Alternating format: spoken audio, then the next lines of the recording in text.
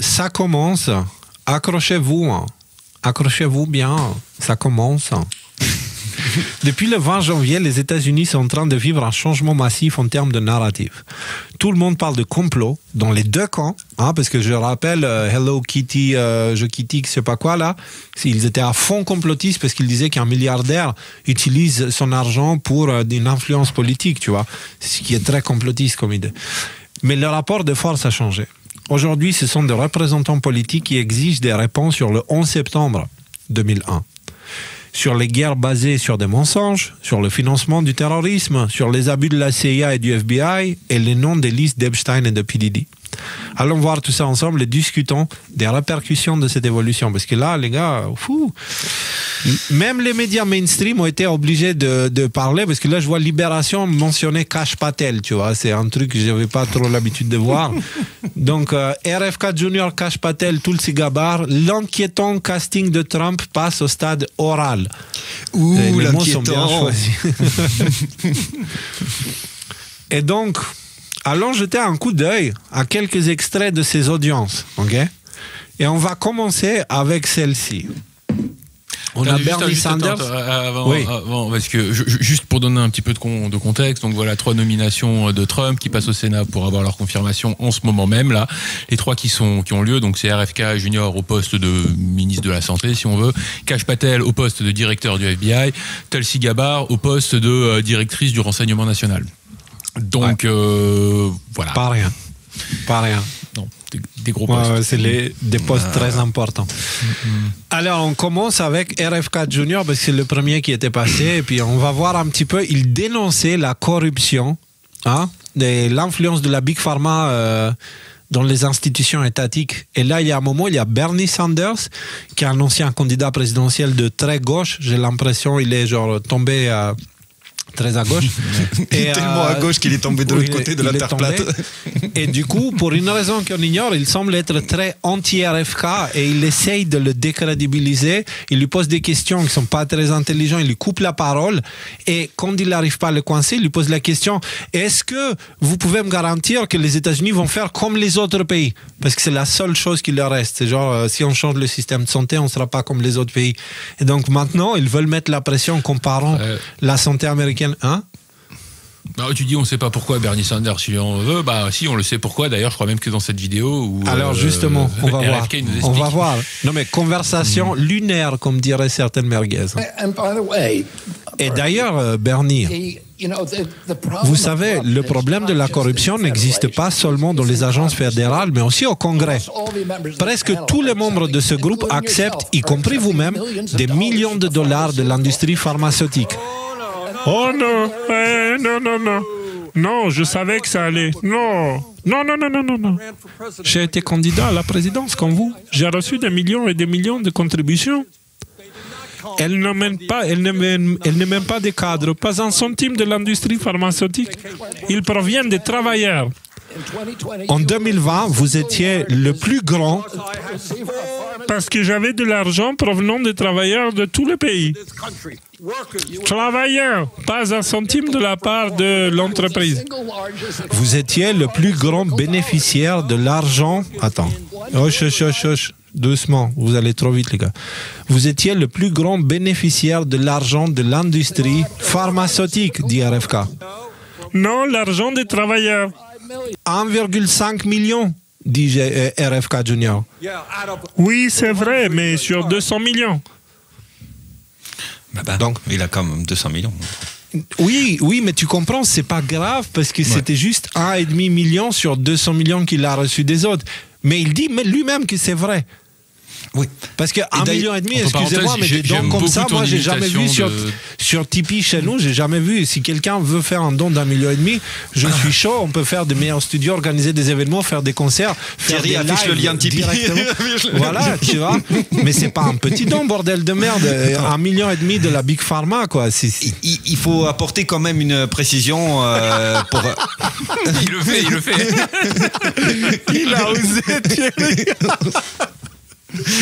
Il faut quand même apporter une précision pour être tout à fait juste. Bernie Sanders, il s'est mis comme un point d'honneur de ne pas recevoir l'argent des corporations et notamment du Big Pharma. Et donc le schéma, il est un peu différent, la façon dont il recevait l'argent. C'est-à-dire que ce sont les gens qui travaillent pour les Big Pharma.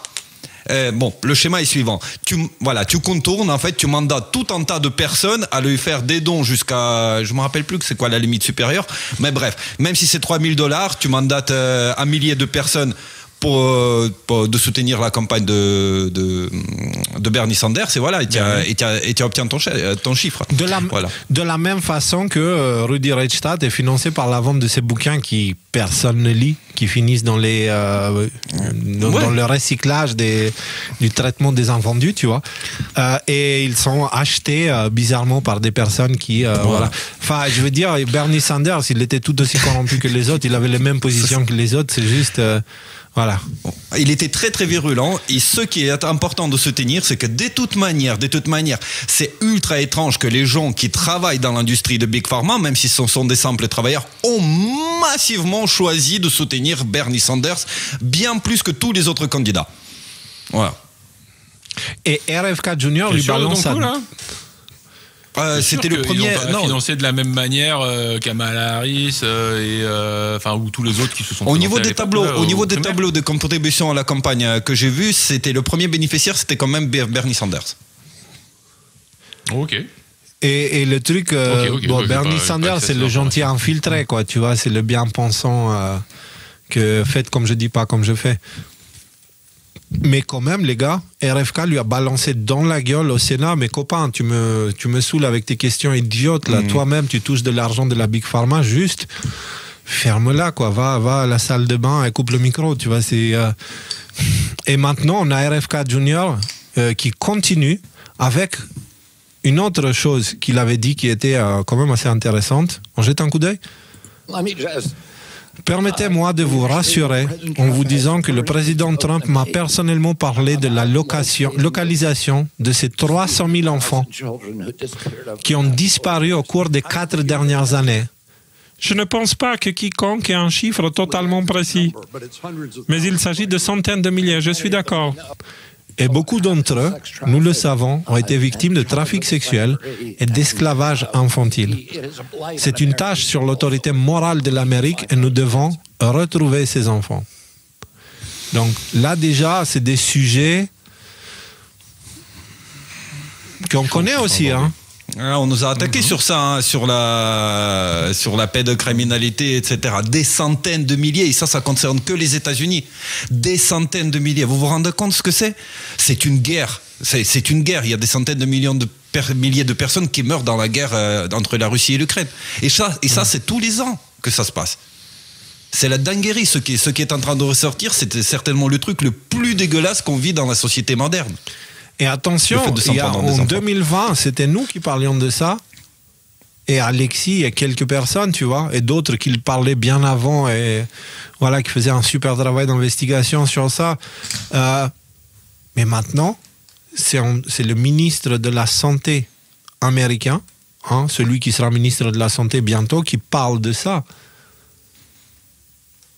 C'est devant tout le monde, genre audition officielle et tout ça. Ouais. Après avoir dit à un ancien candidat présidentiel, ferme-la, sale corrompu, tu vois. Ouais.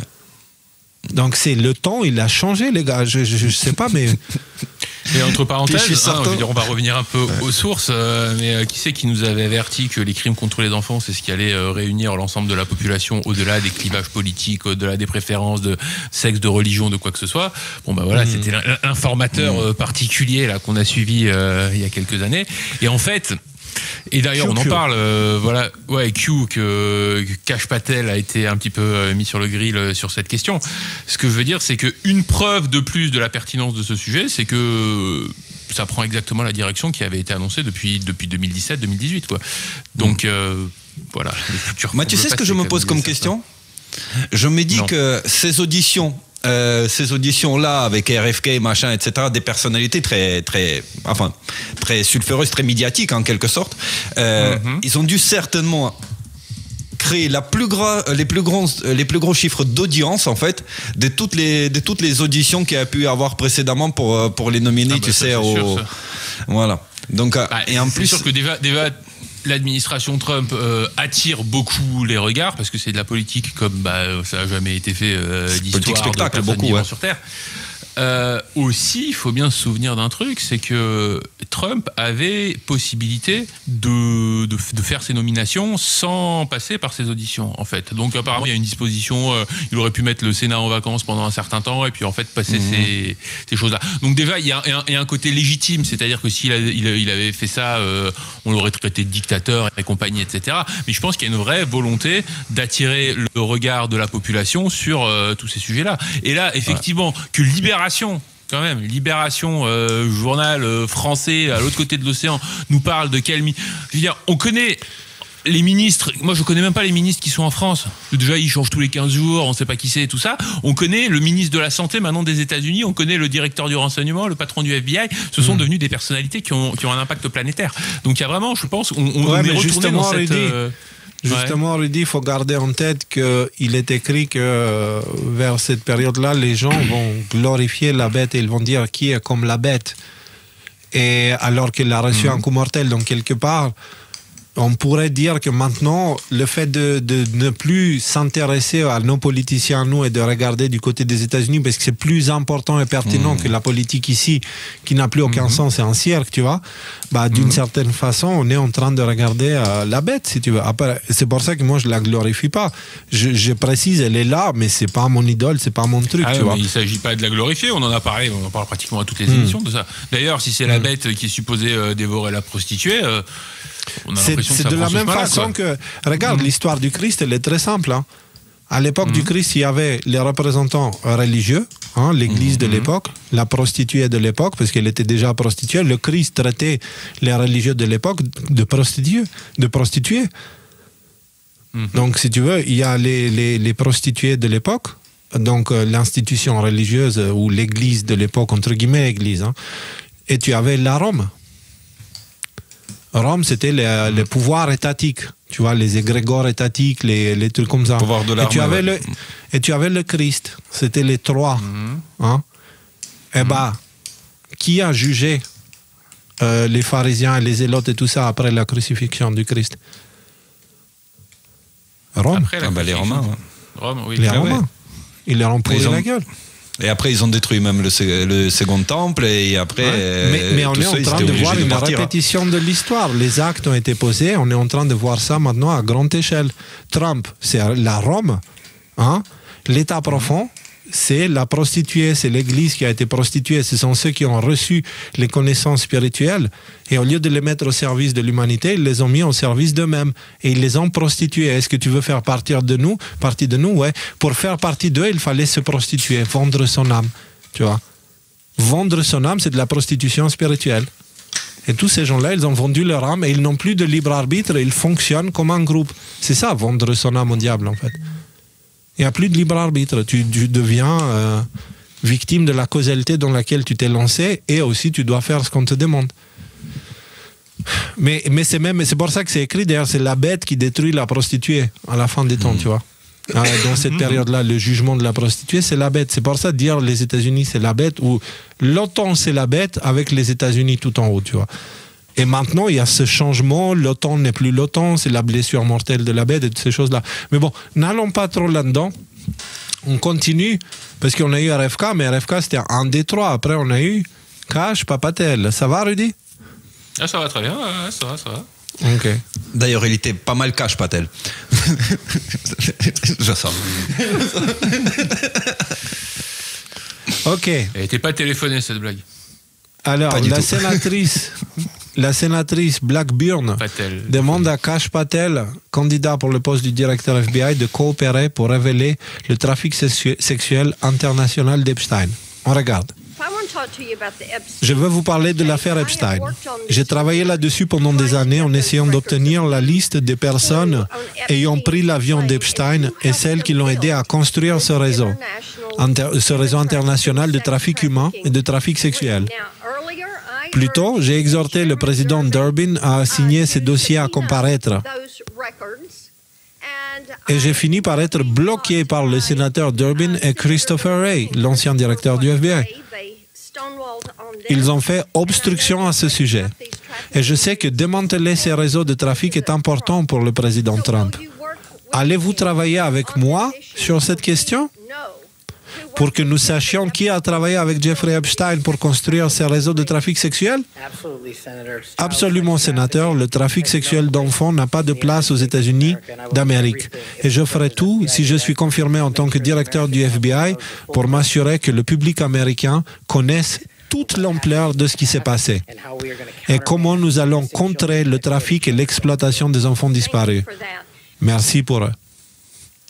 Bon, bah ça, vous avez la promesse. De cette situation, quoi, en fait, hein. Vous avez la promesse du futur directeur du FBI qui dit je ferai tout mon nécessaire pour exposer ce qui s'est passé, ça c'est important, et ensuite faire que ça n'arrive plus. Bah d'ailleurs, ouais.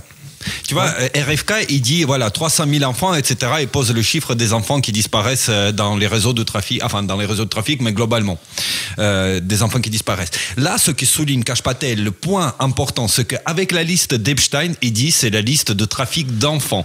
Et ça, c'est le trafic d'enfants qui concerne justement les élites. Les élites.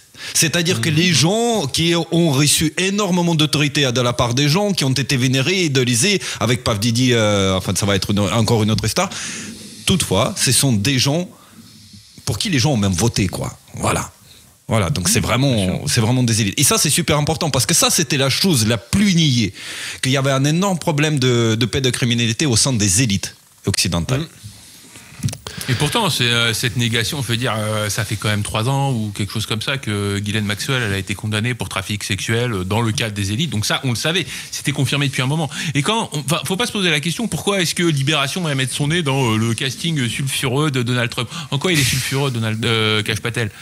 Vous vous rappelez de la couverture de Libération avec un dessin d'un enfant en train de faire des trucs dégueulasses dans les années 70 avec une tribune signée? Ce que je veux dire, c'est que, non, on va pas rentrer plus dans le détail, hein, ceux qui connaissent voient de quoi je parle, mais les élites françaises sont corrompues jusqu'au cou aussi. Et ça prendra quelques semaines ou quelques mois pour que le tsunami, si ce tsunami a lieu, pour que le tsunami des révélations sur ces crimes dégueulasses fasse, je veux dire, soit révélé en France aussi, avec notamment un certain nombre de journalistes, un certain nombre de politiciens et des choses comme ça.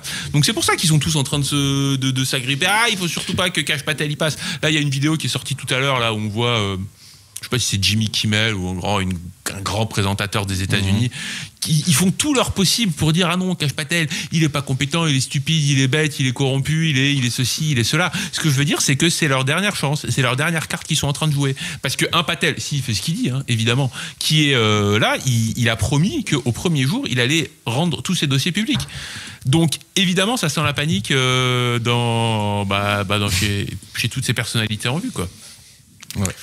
Bref. Après, cette sénatrice, je me demande si elle a quand même regardé, parce qu'elle était accessible quand même sur Wikileaks, la liste des clients sur l'avion de Jeffrey Epstein, le Lolita Express.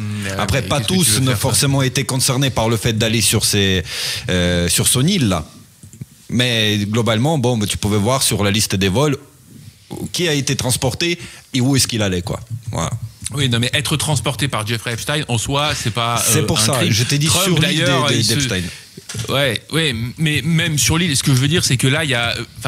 On n'est pas, c'est pas des complotistes sur Twitter. Là, ce sont des gens qui vont prendre des décisions qui auront un véritable impact sur la vie des gens. Et donc, s'il y a des gens qui doivent finir derrière les barreaux, il faut qu'ils méritent de finir derrière les barreaux. Et derrière, il y a un processus policier, un processus d'enquête, un processus judiciaire. Il faut qu'il y ait des juges qui statuent là-dessus. Donc, oui, l'information était disponible, mais à son niveau à elle, il faut que ça passe par les canaux officiels. Parce que qu'est-ce qu'elle va faire? Elle, sénatrice, elle a vu Wikileaks, donc des documents qui sont sortis, donc avec tout le respect que j'ai pour le travail de Julian Assange, qui sont sortis de manière étrange sur des serveurs qui sont contrôlés par personne. Est-ce que ces documents sont tous officiels? Est-ce qu'ils sont tous authentiques? On n'en sait rien. Elle est obligée de passer par ce processus carré, elle. Ils sont obligés parce que sinon, aux yeux du public, ils sont en train de faire la même chose que ce qu'ils dénoncent. Et c'est ce que Trump a dit tout le temps, c'est ce que Q a dit tout le temps. On doit tout faire par la loi, blabla. À la lettre. Ouais. Alors justement, il faut que ça soit fait par la loi pour que tout le monde voit le fait qu'elle ne fonctionne plus. Et ça pousse l'intervention militaire nécessaire. On verra. C'est pour l'instant, on est au préparatif de tout ça, mais vous voyez que les choses qu'on a dit commencent à tout d'un coup paraître beaucoup moins folles, non? Les choses qu'on disait en 2020 et tout ça. Alors, on a une autre vidéo de Kash Patel. On avance, les gars, parce on est loin d'avoir fini. Alors, on a le sénateur Chuck Grassley. Voilà. En dehors de ce comité, et certaines personnes de ce comité vous ont accusé de promouvoir le mouvement QAnon. Mes collègues ont déjà posé des questions à votre futur patron, M. Bondi. De nombreuses questions à ce sujet. Je pense qu'il est facile de voir ces attaques pour ce qu'elles sont, culpabilité par association. Êtes-vous un adepte ou un promoteur de QAnon? Non, sénateur. En fait, j'ai publiquement, y compris dans les interviews fournies à ce comité, rejeté catégoriquement les théories du complot sans fondement de QAnon ou toute autre théorie du complot sans fondement. Elles doivent être abordées de front avec la vérité. Et je continuerai à le faire. Et je continuerai toujours à soutenir les Américains qui soutiennent les forces de l'ordre, notre armée, et qui veulent une frontière sécurisée. Je peux la prendre, celle-là? Ouais, parce que c'est magique ce qui vient d'être fait. Alors déjà, j'attire votre attention sur un drop. Si quelqu'un de vous peut le chercher pendant que je suis en train de parler, qui nous dit, il n'y a pas Q, il y a Q, il y a les Anon, et QAnon, c'est une invention. Comme on l'a dénoncé. Tu l'avais mis dans le groupe celui-là, je l'avais pas mis dans le groupe, celui-là. Comme ça a été dénoncé tant et plus dans cette émission et dans d'autres émissions d'ailleurs. Et là, donc Chuck Grassley, donc Q nous dit de lui faire confiance. Il pose pas la question est-ce que vous soutenez Q et tout ça. Elle est formulée d'une manière à ce que la réponse que Kash Patel a donné, soit sans ambiguïté. Ah non, il soutient pas QAnon, ce sont des bêtises. Alors du coup, qu'est-ce qu'on fait? Ça veut dire que tous les trucs qu'on a... Est-ce qu'il est en train de mentir? Est-ce que ça veut dire que tous les trucs auxquels on a cru sont des bêtises? Non, il y a ce drop-là, 17 octobre 2021, qui dit il y a Q, il y a des Anon, il n'y a pas de QAnon. Donc là, en fait, avec cette question-là, Chuck Grassley, il te désamorce complètement ce truc-là, parce qu'il est extrêmement clair dans sa condamnation de QAnon. Et pourtant, non mais attends, parce que ça va même plus loin. Regarde, si on prend le reste du post du Q, il dit l'appellation QAnon par les médias est une méthode délibérée pour combattre / attacher Q aux commentaires ou aux théories ou aux suggestions ou aux déclarations formulées par les anonymes. Que se passe-t-il lorsque vous ne pouvez pas attaquer l'information, la source primaire, donc Q, vous créez ce genre de tiroir. Est-ce que vous attaquez est typifié en faisant appel à d'autres personnes? Et on a parlé de Framework Disarm. Avec Framework Disarm, on explique exactement ça. Et il te dit juste en dessous, pas tous les annonces sont authentiques. On a parlé aussi de tous ces gens qui émettaient n'importe quelle théorie à la con. Raison pour laquelle je me suis fâché avec beaucoup de médias alternatifs, parce que je leur dis, les gars, sans déconner, arrêtez les conneries, quoi. C'est sérieux, là. 100% des attaques qu'on a subies, c'était pour des choses que nous, on n'avait pas dit. Allez, 99,9%, parce qu'il y a cette histoire du 20 janvier en 2021, tu vois. Ouais. Mais vous vous rendez compte comment il a retourné tout le reste? Moi, je me rappelle, les journalistes qui étaient là, ils me posaient les questions de sujets abordés par d'autres médias alternatifs, parce que j'en ai marre de me prendre la tête. Si vous voulez continuer à les regarder, faites-le. Mais ils ne me posaient pas la question sur des choses que moi, j'avais dit. Ah, il me posait les théories complotistes de Magali Robin ou de l'autre, là, tu vois. Mais rends-toi compte quand même ce qu'il vient de faire. Là, il est en train de prendre QAnon. Non, mais juste que tout le monde comprenne aussi qu'est-ce qu'on a subi, nous, avec nos émissions. Et Alexis aussi, il a subi la même chose, parce qu'il se faisait attaquer sur des théories qu'il n'a jamais émises. Mais parce qu'il y avait des connards qui s'identifiaient au truc QAnon, excusez-moi, mais je n'ai pas d'autres termes, et ils sont entrés dans le tiroir QAnon avec leurs théories débiles les unes plus que les autres, tu vois. Et donc, du coup, ce tiroir, c'est devenu un gros n'importe quoi qui a été utilisé pour nous attaquer après nous avoir mis comme la tête de QAnon. Alors qu'on disait que QAnon n'existe pas. Tu vois ce que je veux dire? Et donc, tous ceux qui nous ont accusés, qui nous ont pointé du doigt, j'espère que vous avez compris maintenant. Je vous pardonne, mais juste réveillez-vous, parce que vous êtes en train de vous mettre dans la merde maintenant. La vérité va sortir et vous allez passer pour des cons aussi. Mais là, il a pris le tiroir QAnon et il a retourné dans la gueule du Congrès quand même. Et ça, franchement, on peut prendre 2 minutes pour applaudir la baïstria du machin quand même. Quoi. Ça. Je peux? Vas-y, vous vous rappelez du drop de Q, Watch the Water? 765. Bah, Trump, il a publié il y a 2 jours, je crois, une image avec ça, Watch the Water, Donald Trump. On en est... Juste pour dire, hein. Et il en a fait plein, il y en a des milliers de clins d'œil. Ce que je veux dire, c'est qu'aujourd'hui, il est évident que pour qui a un tout petit peu de sens critique, que les clins d'œil de Trump au mouvement Q sont très nombreux. Et donc, en fait, il valide le mouvement Q. Mais il se sert de QAnon pour pouvoir dire, parce que bon, bah, tous ces gens-là, qu'est-ce qu'ils ont dit? Bon, bah, il a dit que, voilà, il a complètement dénoncé QAnon au Congrès. Il s'est servi de ça. On l'a fait aussi en 2021, en fin 2021, on a dit que QAnon n'existe pas. En revanche, tu vois. Ouais, mais lui, il a fait ça devant le Congrès pour devenir directeur du FBI, alors qu'il a clairement, Kash Patel, c'est un des éléments du plan Q à un niveau ou à un autre, il est impliqué. Et c'est Chuck Grassley qui lui pose la question. Lui, il a un rôle très actif dans le plan Q. Et c'est Grassley, dont on nous dit qu'il faut lui faire confiance, qui pose la question avec ce phrasé-là, cette phraséologie, ce vocabulaire extrêmement précis, qui est le tapis rouge pour que Kash Patel puisse dire « Ah mais non, mais tout ça c'est des bêtises, je condamne fermement et tout ça ». Donc, je sais pas, moi j'ai savouré la petite phrase, quoi. Kash Patel, voilà. Très bien. Il y a des petits, les éléments. En parlant des éléments de langage, il a parlé. Je ne soutiens aucune théorie de complot sans fondement. Il le répète 2 fois. Donc il y a fondement. Sans théorie du complot. Voilà. On a Thierry qui nous demande il y a 15 minutes. Prends ton stylo, s'il te plaît, et mets-le soit là où je pense, soit jette-le loin. Mais je peux pas le mettre là où tu penses parce que tu es trop loin. Voilà. Ok, bah jette-le loin. Alors peut-être que tu vas jette-le loin, s'il te plaît, parce que depuis le début, voilà, c'est pire que ma cuillère. Il n'y a que moi qui a le droit de faire ce genre de choses, ok? C'est clair. Voilà. Vous savez qu'il fallait pas utiliser une cuillère en métal dans le miel, ou on te l'a déjà dit? Non, vaut mieux éviter. Bon, alors, les amis, pour moi, celle qui a vraiment fait le travail le plus impressionnant, c'était Tulsi Gabbard, qui est pas candidate, mais qui est la future responsable des services de renseignement américains.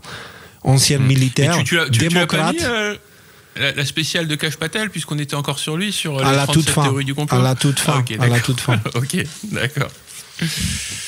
Alors, on finit sur ça, on finit en beauté, quoi. Oui, alors, bien, ouais. on va jeter un coup d'œil sur ce qu'il a dit, celle qui est proposée par Trump pour prendre le contrôle des services de renseignement américains. Quand même, hein? Alors, on commence déjà avec ce qu'elle dit à propos du fait que les États-Unis font des choses et les responsables ne subissent jamais les conséquences, mais écoutez bien de quoi elle parle. C'est hallucinant. L'exemple le plus évident de l'un de ces échecs est notre invasion de l'Irak, basée sur une fabrication totale ou un échec complet du renseignement. Cette décision désastreuse a conduit à la mort de dizaines de milliers de soldats américains, de millions de personnes au Moyen-Orient, à une migration massive, à la déstabilisation de la sécurité et celle de nos alliés européens, à la montée de l'ISIS et au renforcement d'Al-Qaïda et d'autres groupes djihadistes islamistes et au renforcement de l'Iran. Donc, vous avez ici la future directrice du renseignement américain qui avoue que les guerres américaines qui ont été faites au Moyen-Orient, elles ont été faites basées sur des mensonges, notamment l'Irak, et qu'il y a eu des conséquences désastreuses qu'elle a nommées, l'instabilité dans la zone, l'instabilité en Europe, l'immigration, la prise de pouvoir d'Al-Qaïda, des millions de morts. Voilà, tout simplement. Écoutons la suite. Encore une fois, c'est pas reptilien.fr ou complotiste.com qui dit ça. C'est la future directrice du renseignement américain. Dites-moi si ça avance. Allez, on écoute. Voici juste quelques autres exemples. Le peuple américain a élu Donald Trump comme leur président non pas une fois, mais 2. Et pourtant, le FBI et les agences de renseignement étaient politisées par ses opposants pour saper sa présidence et le dépeindre faussement comme une marionnette de Poutine. Obamagate. Et aussi le fait qu'il a gagné la 2e élection et qu'ils lui ont retiré. Le premier titre de la FISA a été utilisé illégalement pour obtenir un mandat pour espionner le conseiller de la campagne de Trump, Carter Page, en utilisant un faux dossier financé par la campagne Clinton comme soi-disant preuve. Juste pause là-dessus, parce que ça c'est quand même un sujet qui est peu connu, sauf si vous avez regardé Les Décodeurs ou Alexis dans une certaine mesure. Je ne sais pas comment il l'a couvert celui-là, mais ouais, quand même, c'est bon. Je veux dire, c'est un sujet, personne n'en parlait. Voilà, si vous regardez les piles rouges qu'on a faites là-dessus, notamment lesquelles d'évolution sur le FISA-Gate, on vous explique tout dans les détails, tous les acteurs, avec nos copains, hein, notamment Perkins Coy et Sussman, hein, que vous vous en souvenez les fameux. Voilà, et voilà, donc on peut se taper un peu sur l'épaule en se disant sur ce coup-là on s'était pas trompé. Donc voilà, maintenant c'est au Congrès américain.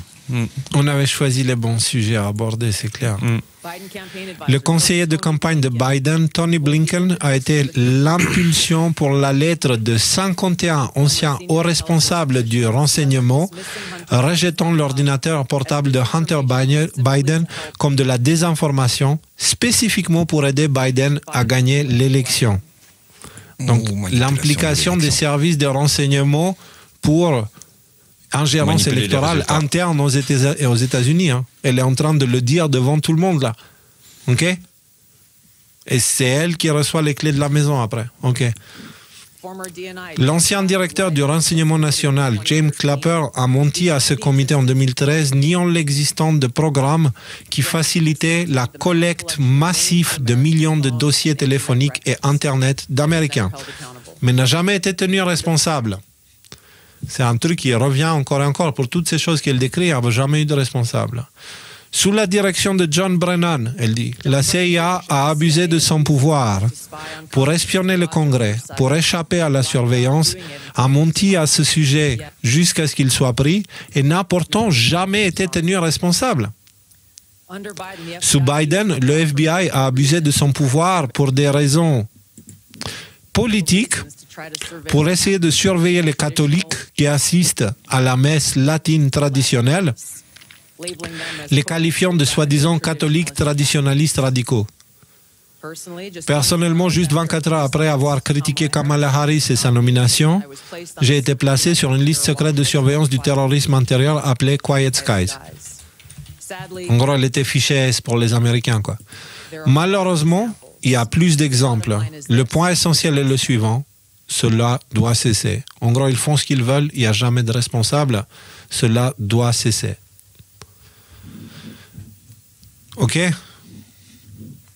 Impressionné, Rudy, je vous ai perdu là, vous suivez? Non, c'est pas ça, c'est que je cherche qui c'est qu'ils ont mis à la justice. Il me semble que c'est Pam Bondi qu'ils ont mis à la justice aux États-Unis. Parce qu'en gros, voilà, qu'est-ce qu'elle est en train de dire? Elle nous dit bon, bah voilà, là il y a un problème, pas de responsable. Il y a un problème, pas de responsable. Elle, c'est pas son rôle son rôle, c'est de fournir du renseignement. C'est pas d'aller poursuivre les gens. C'est le département de justice qui a pour objectif d'aller poursuivre les gens. On peut peut-être comprendre, alors ça c'est des interprétations à moi, hein, que là elle fait la liste d'un certain nombre de sujets sur lesquels il faudra que les gens soient amenés à rendre des comptes. Et du coup, je me posais la question, c'est qui qu'ils ont mis à la justice? Et il me semble que c'est pas Mbondi, mais là, Grok me dit n'importe quoi. Et attends, oui, c'est ça. Non, si c'est elle, procureur des États-Unis en 2024, c'est ça. Non, elle n'est pas du tout sortie de ses compétences, puisqu'elle a soulevé tous les problèmes de dysfonctionnement du renseignement américain qui a été soit tourné contre son propre public, soit apporté des fausses informations qui ont créé des guerres, voilà. Donc elle est complètement dans son domaine. Je dis pas du tout qu'elle est sortie de son domaine. Je dis que c'est pas elle qui va les poursuivre en fait à la justice. Oui, ça, ouais. C'est en fait la conjonction entre le renseignement d'un côté, donc en gros, c'est quoi l'information que tu as, et la volonté politique, enfin la volonté judiciaire d'aller poursuivre ces gens, qui amène à des inculpations et à des mises en prison. Donc en fait, ça c'est un des côtés de la pince de la tenaille. L'autre côté, ce serait Pam Bondi, que je connais mal, mais qui a l'air quand même d'être assez un pitbull et assez déterminé peut-être à faire la lumière là-dessus. Donc c'est à voir. Alors, l'avant-dernier extrait est à mes yeux le plus explosif de tout ce qu'on a vu jusqu'à là. Il est un petit peu plus long, mais on va prendre le temps parce que ça pique. Écoutons. Lorsque la Russie niait l'utilisation d'armes chimiques, ils accusaient... Non, attendez, je vais la refaire parce que le mec là, je suis pas super fan. Allez. Oh non, me fais pas de bugs techniques maintenant. Vas-y, tais-toi. Ouais, voilà, là ça va marcher. Lorsque la Russie niait l'utilisation d'armes chimiques, ils accusaient les États-Unis de soutenir les terroristes. C'est une réplique que Poutine utilisait fréquemment pendant la guerre civile syrienne alors qu'il soutenait Assad. Les responsables syriens ont fait... Oh, ça va. Pardon. Pendant la guerre civile syrienne alors qu'il soutenait Assad. Les responsables syriens ont fait des commentaires similaires. Ils l'ont fait à plusieurs reprises en public, aux Nations Unies. En 2016, vous avez donné une interview dans laquelle vous avez dit, et je cite, « Les États-Unis fournissent un soutien direct et indirect aux groupes terroristes afin de renverser le gouvernement syrien. » Et en 2019, lors du débat présidentiel démocrate, vous avez dit à propos du président Trump, je cite, « Ce président actuel continue de nous trahir. Nous étions censés poursuivre Al-Qaïda, mais depuis des années maintenant, non seulement nous n'avons pas poursuivi Al-Qaïda, mais notre président les soutient. Je suis donc intéressé d'entendre quel était votre objectif en disant ces choses et avez-vous envisagé, avant de les dire, les motivations de l'Iran et de la Russie, quelles pourraient être leurs motivations avant de faire ces déclarations? » Et l'imitation, elle était parfaite. L'applaudissement déjà pour mon imitation. Impeccable. Voilà. Et déjà, c'est la coupe de cheveux en fait que je trouve que tu as super bien imité. Ça, c'est voilà, ça alors. Mais c'est vous, roleplay. C'était synchro. Voilà. Alors, la réponse. La question. Hein, vous avez dit ces choses-là qui étaient les mêmes choses qui disaient la désinformation russe de Poutine à l'époque. La question. Ok. Donc, le gars, bon, voilà, ça vole pas très haut intellectuellement, parce qu'il dit ça à Tulsi Gabbard, qui est loin d'être conne. Donc, maintenant, on regarde la réponse. Prêt? Sénateur, en tant que quelqu'un qui s'est engagé dans l'armée spécifiquement à cause de l'attaque terroriste d'Al-Qaïda le 11 septembre, et en m'engageant moi-même et ma vie à faire ce que je pouvais pour vaincre ces terroristes, c'était choquant et une trahison pour moi et chaque personne qui a été tuée le 11 septembre, leur famille et mes frères et sœurs en uniforme. Quand, en tant que membre du Congrès, j'ai pris connaissance des doubles programmes du président Obama qu'il avait initiés pour renverser le régime de la Syrie et être prêt à travers le programme Timber Sycamore de la CIA, qui a maintenant été rendu public, de travailler avec et d'armer et d'équiper Al-Qaïda dans un effort pour renverser ce régime.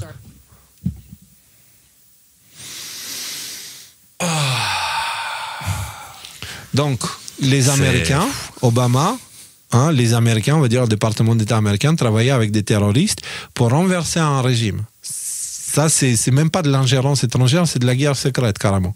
Tu vois. Et ça tout renvoie à ce document de 1948 qu'on a abordé dans la série Révélation, l'épisode 9, je crois, et 8 et 9. C'est le document NSC 10/2 de 1948 qui donne le droit à la CIA de mener ce genre d'opération pour renverser des gouvernements. Et maintenant, vous comprenez. Et le truc, c'est que jusqu'à présent, ils avaient le déni d'État avec eux. C'était le deal, on fait ça et l'État nous protège. Là, j'ai l'impression qu'il n'y a plus le déni d'État. Pas seulement ça, mais c'est les représentants de l'État eux-mêmes qui disent « Regardez ce qu'ils font la CIA ». Et c'est un changement ou pas, ça? Je sais pas, je dis ça comme ça. C'est un changement. Et ce que je veux dire, c'est que c'est directement la responsabilité d'Obama qui est mise en avant, quand même. Obama qui était déjà pas mal dans l'eau chaude, notamment avec ses histoires, sa proximité avec pas Puff Daddy, l'autre rappeur, Jay-Z, qui est impliqué dans des affaires pas claires, pas cachères aussi. Donc Obama en ce moment, il doit pas super bien dormir en fait. Donc c'est moi où il y avait une histoire avec Obama et Jennifer Aniston, une connerie comme ça, un truc people. Ils ont sorti un truc people, vraisemblablement, alors là c'est complètement hors sujet par rapport à ce qu'on dit, mais vraisemblablement parce que voilà, apparemment il y a du divorce dans l'air entre lui et Michel ou Michael en fait, en fonction de comment vous voulez l'appeler. Bref, l'idée ce serait, comme il y a des rumeurs très très persistantes sur l'homosexualité d'Obama, justifier des coucheries avec une actrice qui est quand même, on va dire, connue parce qu'elle est quand même super mignonne. Ça permet de dire, bon ok, il divorce, bon ok, il a trompé sa femme, mais le fait que ce soit avec Jennifer Aniston... Julie Gaillet, quoi. Après, je sais pas qu'est-ce qu'il en était de François Hollande et de Julie Gaillet, mais ce que je veux dire, c'est que dans l'opinion publique, un type qui n'est plus président, le fait qu'il divorce parce que... T'as vu la gueule de François Hollande, excuse-moi, mais il y a aucun trait masculin. Il est quand même avec. Il a quand même avec. Ouais, mais il y a le côté autoritaire, sadique, tu vois. Il y a des femmes qui aiment ça, mais chez François Hollande, excuse-moi, mais c'est vraiment. Je sais pas comment on a baissé le niveau de l'émission là depuis 2 minutes là. Quand même. Oui, on a dit pas mais sur le physique. En gros, dans l'idée, ce serait pour détourner l'attention. L'ennemi de la finance. Paraît plausible pour détourner l'attention de voilà quoi, de sa soi-disant homosexualité, de tous les scandales qui pourraient aller avec. Parce que s'il est homosexuel, alors du coup Michelle Obama, alors du coup ses enfants, alors du coup toutes ces questions-là, sont un peu les mêmes questions que Candice Owens soulève en France. Mais regarde maintenant le problème. Ça, c'est du pur framework disarm. Parce que si maintenant tu vas taper Obama sur Internet, à ton avis, Google, qu'est-ce qu'il va te mettre en premier? Les accusations de Tulsi Gabbard ou l'histoire de Jennifer Aniston? Vas-y, on le fait ici publiquement. Attends, il y a aussi un truc qui existe aux États-Unis, je crois que ça existe en France. Mais par contre, je sais pas à quel point ça va être pertinent, mais sachez que la loi permet aux maris et aux épouses de ne pas témoigner contre leurs maris ou leurs épouses. Alors je sais pas si ça jouera un quelconque rôle dans cette histoire, mais du coup le fait que s'ils divorcent éventuellement, Michelle Obama, etc., il y en a un des deux qui pourra négocier, on va dire, un sort un peu meilleur pour sa femme. Comme Bill Gates et sa femme. Regarde, j'ai tapé dans Brave, il me sort Trump accuse Biden et Obama pour l'accident aérien parce que soi-disant c'était l'aérospatial très woke qui est à l'origine de ce genre de conneries, quoi. Et donc il n'y a que ça, 1, 2, 3, et après, d'où vient cette rumeur d'une liaison entre Barack Obama et Jennifer Aniston? Juste en dessous, non, les Obama ne divorcent pas. Encore une rumeur absurde. Est-ce que vous entendez quelque part parler des accusations de la future directrice des renseignements nationaux américains contre Obama? Vous voyez ça quelque part? Non. Est-ce qu'ils en parlent? Peut-être quelque part dans un fond d'un article, dans un coin, pour te sortir ça plus tard et dire ouais, mais tu vois, on en parlait, tu vois. Mais c'est pas du tout dans le moteur de recherche. Mais l'idée, c'est c'est tellement 2019 là, ce que tu es en train de nous faire, Léo. Maintenant, plus personne ni Libération. Maintenant, plus personne ni Libération. T'as Elon Musk qui va retweeter Tulsi Gabbard, ou je sais pas ce qu'il va retweeter demain matin quand il va se lever en buvant son café, et t'as 200 millions de personnes qui vont en parler de ça. Donc, ce que je veux dire, c'est que ouais, les médias n'en parlent pas, ouais, Google n'en parle pas, mais le système informationnel a tellement changé qu'en fait, tout le monde s'en fout maintenant. Bref, c'est pas faux. C'est pas faux. C'est vrai. On revient, j'ai pas fini la vidéo, on est à moitié. Alors, après avoir lâché cette bombe, elle continue. En commençant, encore une autre guerre de changement de régime au Moyen-Orient. Toutes ces histoires-là. Le programme de formation et d'équipement du département de la Défense, encore une fois, commencé sous le président Obama, est largement connu, examiné et étudié, qui a finalement abouti à plus d'un demi-milliard de dollars utilisés pour former ceux qu'ils appelaient des rebelles. Des rebelles quoi? Syriens, c'est ça? Modérés. Ouais, les rebelles modérés comme en Syrie maintenant, mais qui étaient en réalité des combattants affiliés et travaillaient avec Al-Qaïda sur le terrain en Syrie. Oh, la propagande russe. Ah, grave. Elle ressemble un peu à Poutine, tu peux voir. Elle a des fausses. Sa fille. Tout cela pour avancer avec leur changement de régime et ne pas reconnaître ce qui était évident à l'époque et ce qui s'est malheureusement passé, à savoir qu'une guerre de changement de régime en Syrie, tout comme la guerre de changement de régime en Irak, le renversement de Kadhafi et de Moubarak, bien que ce soient tous des dictateurs, entraînerait probablement la montée d'islamistes comme Al-Qaïda prenant le pouvoir. Donc en gros, elle vous dit indirectement, Obama, il a donné du pouvoir et de l'autorité à Al-Qaïda et à ISIS en fait. En gros, groupe terroriste là-bas, quoi. Alors je viens d'aller voir sur le site de Tristan Mendes France, il n'y a pas de réaction sur cette question spécifique. Laquelle? Parce que là c'est du complot. Sur celle-là, là, sur ce qu'il vient de dire, là, Al-Qaïda, Obama, le département d'État américain. Si, il y a une réaction, Rudy, mais elle s'est fait dans sa culotte. Non, mais il a réagi par contre sur l'histoire d'Obama et Aniston, tu vois. Ah, clairement, ça non, j'en sais rien, mais je peux plus le suivre. Vous comprenez, les merguez dans mon cul. Bon, allez. Je n'ai versé aucune larme pour la chute du régime Assad, mais aujourd'hui, nous avons un extrémiste islamiste qui est maintenant à la tête de la Syrie, un terroriste modéré, qui, comme je l'ai dit, a dansé dans les rues pour célébrer l'attentat du 11 septembre. qui a gouverné Idlib avec un régime islamiste extrémiste et qui a déjà commencé à persécuter, tuer et arrêter des minorités religieuses comme les chrétiens en Syrie. Je comprends, il dit l'autre. Alors pourquoi il dit cela devrait-il être acceptable pour qui que ce soit me dépasse? Et l'autre qui dit ça ne devrait pas l'être. J'apprécie votre réponse et je vous remercie. Mon inquiétude concerne la tendance à répéter les informations russes et syriennes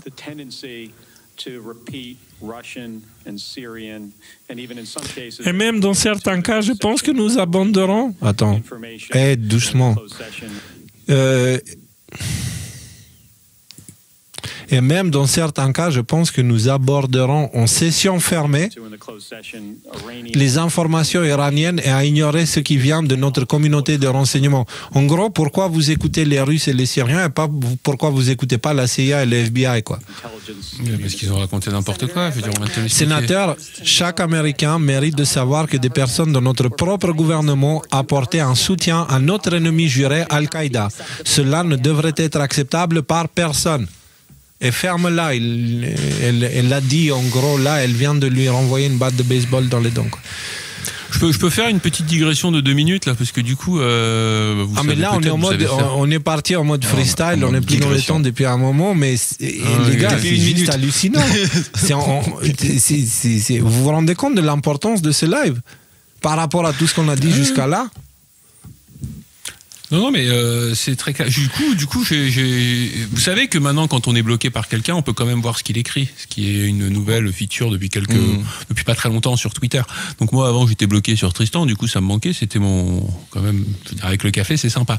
Donc les sujets qu'il aborde, Alain Soral, Brigitte Macron, il nous fait quand même 2 tweets là ces derniers jours sur Grimaud et la révélation des pyramides quand même. Donc il y a des vidéos, je les ai pas vues les vidéos encore. Alain Soral. Encore, il est sur 2013.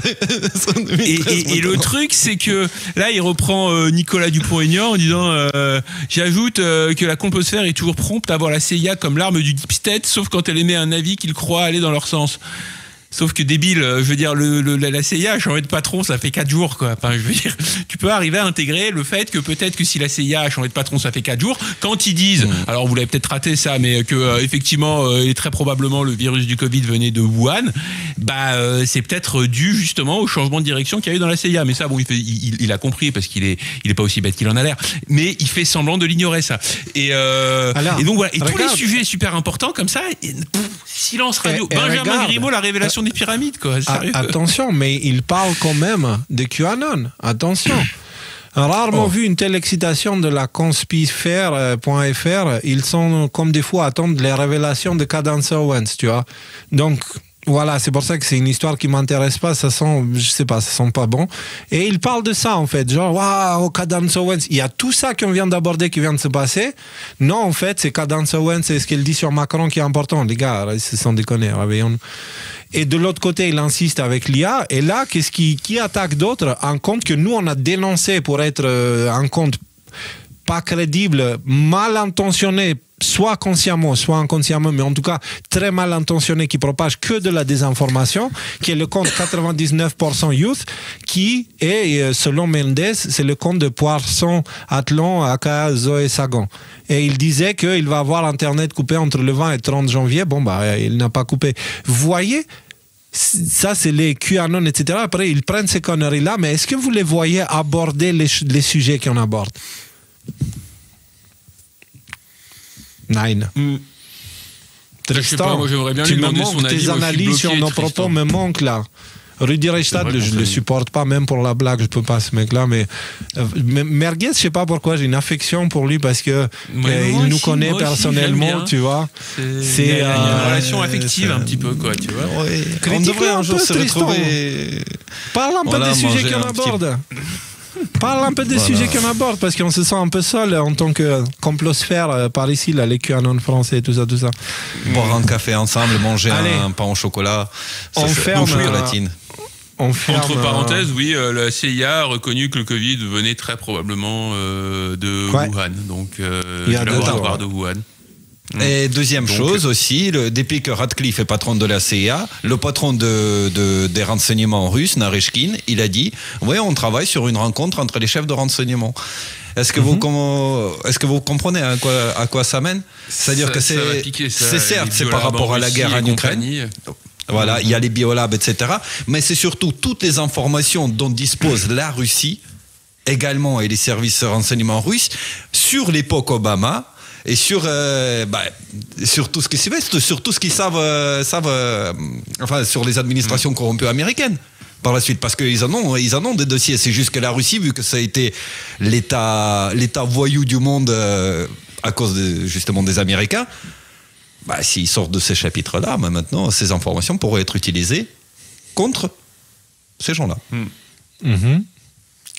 Et si jamais vous voulez comprendre plus en profondeur toutes ces choses-là, on a parlé déjà au début du live, mais on a parlé aussi dans les épisodes 8 et 9 de la série Révélation, où on explique comment la CIA a reçu l'autorité du l'autorité et le soutien du département d'État américain dans des missions secrètes pour pousser l'humanité à devenir pro-américain, pro-US.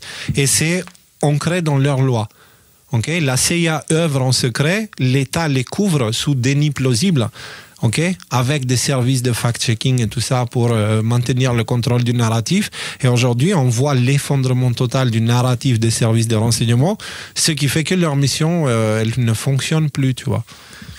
Il y a une seule mission qui fonctionne pour eux actuellement. Ils ont une seule mission. Et cette mission-là, je la connais, tu vois.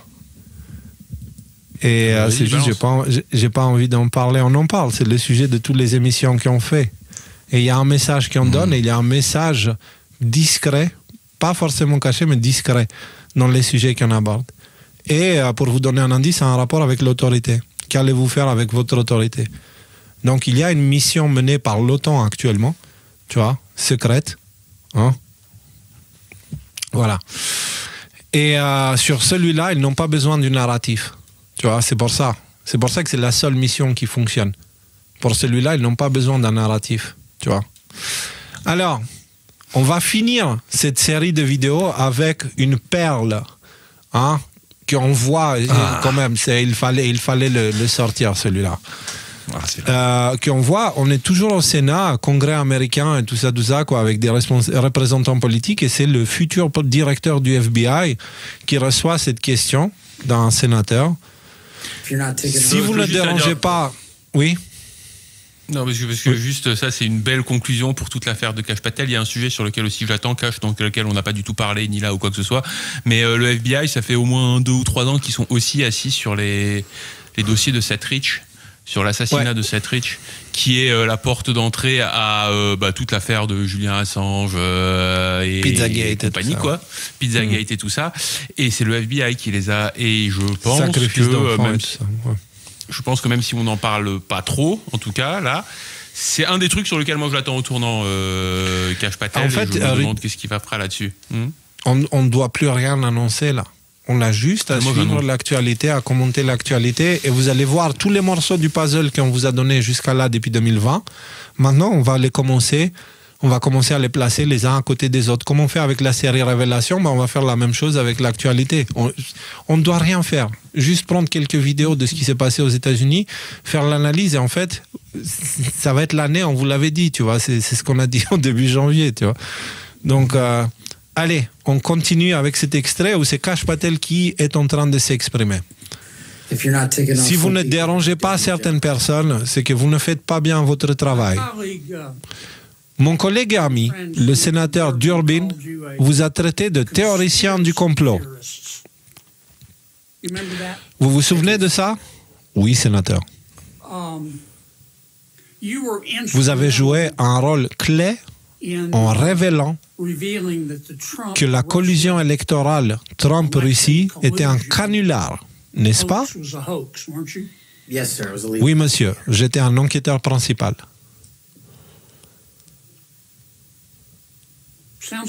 Il me semble qu'il nous faut de nouvelles théories du complot, car toutes les anciennes se sont avérées vraies. Les faits comptent, sénateur. Oui, je veux dire, les théoriciens du complot mènent quelque chose comme 37-0.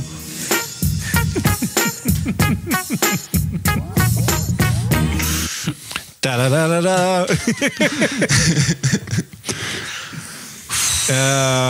Et les amis, ce n'est pas une blague dans la section les mémés contre-attaque ou quoi que ce soit.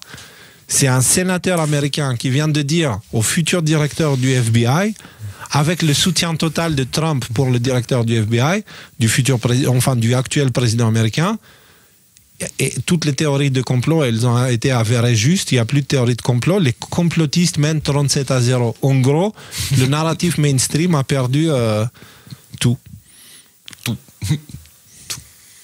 Il n'y a plus rien qui tient. Tout ce qui était la vérité d'avant, bah ça y est, ça devient des mensonges. Non mais sans déconner, on réalise où on est là. Ouais. On finit en beauté. On finit en beauté. On a juste quelques actualités qu'on va faire vite fait, mais vraiment vite fait, un passage très rapide. Mais on clore le sujet. Ça commence, accrochez-vous. Et on reste avec cette idée, accrochez-vous, parce que 2025, surtout à partir de février, roller coaster. C'est les étoiles sont alignées. À partir de février, c'est demain. On va pas faire d'annonce, on va juste regarder l'actualité. Non, mais les énergies dans les cieux en ce moment, elles sont bénéfiques pour la lumière. Okay. C'est-à-dire la lumière s'allume. Il faut comprendre ce que ça veut dire ça, parce qu'il y a beaucoup de monde qui s'imagine des licornes qui vont voler dans le ciel avec des paix qui explosent des arcs-en-ciel et je sais pas quoi, tu vois. Non. Attends, je vais faire un bon prédicateur. Vas-y. Alors le Mars et les rétrogrades, etc. Mais c'est un peu comme un arc. Vous savez, quand vous bandez un arc, vous le tirez vers l'arrière comme ça avant d'être relâché. Voilà. Pourquoi j'ai l'impression qu'il se fout de ma gueule? Non, pas du tout. L'impression, il se fout pas du tout de ta gueule, ça c'est certain. Non, arrête de rajouter, toi, c'est pas vrai. La secte est en train de partir en couille, là, les gars. Le jour où les sujets se foutent de la gueule du gourou, là, j'ai raté ma vocation. Je vais aller faire de la couture, moi. J'arrête tout. Hein.